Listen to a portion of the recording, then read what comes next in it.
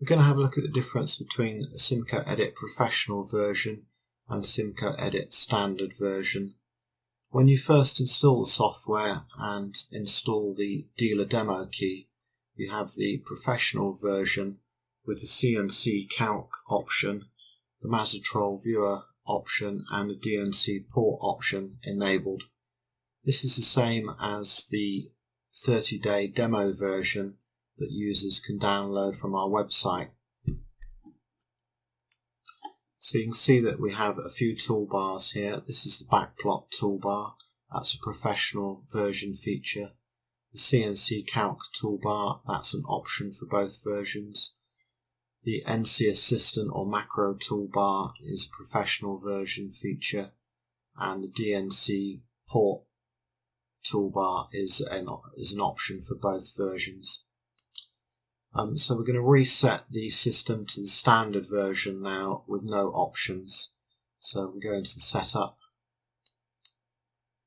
plugins, and we'll disable the backplot, disable DNC, disable advanced NC, disable the CNC calc and the Mazatrol viewer.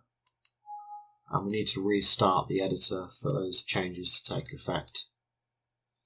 So now you can see we have the standard version and we have fewer toolbars now. So we're just going to have a quick look to see what we can do with the standard version. If we open a file,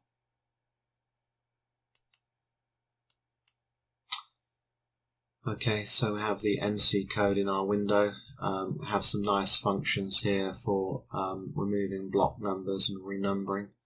So this one will take out the N numbers and we can put them back in again. We can search for tool changes in the program. Another nice feature is highlighting code between tool changes.